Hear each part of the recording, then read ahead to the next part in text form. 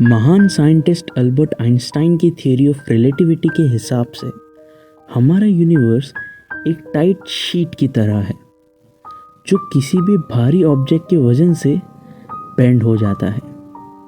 इस थ्योरी ने नामुमकिन को मुमकिन करने के रास्ते दिखा दिए थे।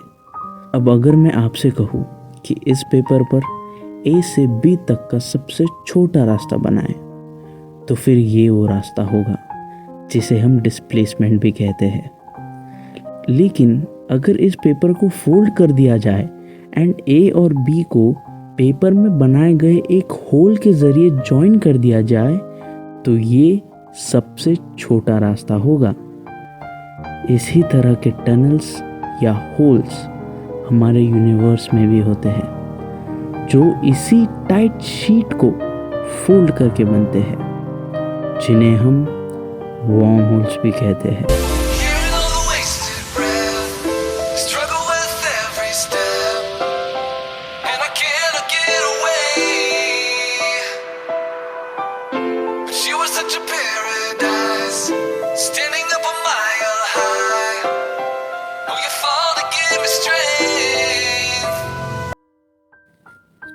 चार्ली से सूजन की बॉडी देखी नहीं जा रही थी। वो इस सदमे को बर्दाश्त नहीं कर पा रहा था और वो जिस ब्रिज पर यह सब हुआ था वहाँ से भागते हुए नीचे कूद जाता है। आसपास खड़ा हर एक व्यक्ति चौंक जाता है और सुरक्षाकर्मी वहाँ उसे ढूंढने की कोशिश में लग जाते हैं। वहाँ मैक्स भी पहुँच गया था और वो भी उसे ढूंढने में मदद करने लगता है। पर इतने घंटे ढूंढने के बाद भी उन्हें चार्ली की बॉडी नहीं मिल रही थी। मैक्स बिल्कुल टूट जाता है क्योंकि उसका चार्ली और सूजन के अलावा और कोई था ही नहीं। चार्ली की आंख खुलती है और वो अपने आप को किसी अनजान जगह पर पाता है। तभी एक आवाज़ आती है, मैंने आपको ब्रिज के नीचे मिलने को तो कहा था, पर आपकी एंट्री ऐसी होगी मैंने तो सोचा ही नहीं था। लेकिन सच कहूँ ना तो मुझे पता ही था वैसे। और ये उसी लड़की की आवाज़ थी जो उसे उस दिन घर लौटते वक्त मिली थी। चार्ली को कुछ समझ ही नहीं आता है और इससे पहले कि वो कुछ बोल पाता वो अनजान लड़की कहना शुरू कर देती है कि मानो मुझसे मिलने के लिए आप बहुत उतावले थे, पर कूद के आने की तो कोई ज़रूरत ही नहीं थी। चार्ली घबराते हुए कहता है, तुम हो कौन और ये जगह कौन सी है? जिस पर वो लड़की कहती है कि आप मानो या ना मानो पर मेरा और आपका बहुत क्लोज रिश्ता है। चार्ली का सर फटा जा रहा था और वो उस अनजान लड़की का गला पकड़ने के लिए हाथ आगे बढ़ाता है, पर वो नीचे झुक जाती है और कहती है कि देखा, मुझे पता था आप ये करोगे और मैंने इसे होने ही नहीं दिया। यानी चीज़ें बदली जा सकती है। चार्ली की समझ में कुछ नहीं आता है और वो फ्रस्ट्रेट हो जाता है। तब वो लड़की कहती है कि मैं समझती हूँ आप पर क्या बीत रही है और मैं इसीलिए तो यहाँ आई हूँ। आपने आज जो ये वैक्यूमिनेटर बनाया है उसने पूरा फ्यूचर ही बदल दिया है, जिसे अब सुधारना तो पड़ेगा। चार्ली पूछता है कि तुम्हें उस डिवाइस के बारे में कैसे पता? वो कहती है कि हम मिलकर समय बदल सकते हैं, बस आप मेरी बात शांति से सुने।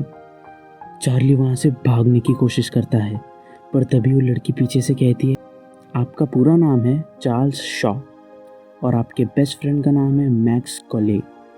इसे सुनकर चार्ली हैरान हो जाता है, एज उसका पूरा नाम तो उसके नेबर को भी नहीं पता था।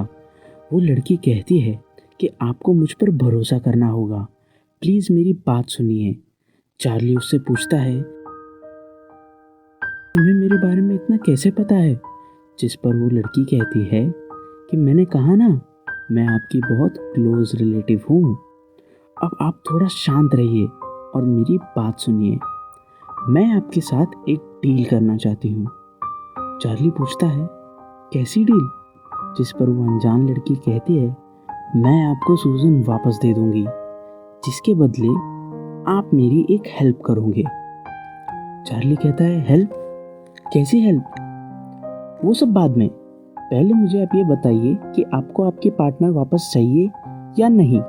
चार्ली कुछ समझ नहीं पा रहा था और वो कहता है कि मुझे नहीं पता कि तुम कौन हो, या फिर ये एक हकीकत है या एक ख्वाब। पर अगर मेरी सूजन वापस आ सकती है तो मैं कुछ भी करने के लिए तैयार हूँ। तभी वो लड़की एक डिवाइस निकालती है जो उस वैक्यूमिनेटर के जैसा ही दिख रहा था, पर साइज में थोड़ा छोटा था। वो उसमें कुछ सेट करती है और चार्ली के सामने रख देती है और उसे कहती है गुड बाय। उस डिवाइस में से भी उसी तरह आवाज़ें आने लगती है और एक ब्राइट लाइट चमकने लगती है और एकदम से चार्ली वहाँ से गायब हो जाता है। चार्ली की आंखें खुलती है और वो अपने आप को लैब में पाता है, जहाँ वो और मैक्स ये सोच रहे थे कि वो डिवाइस का रात से रूम में आया कैसे।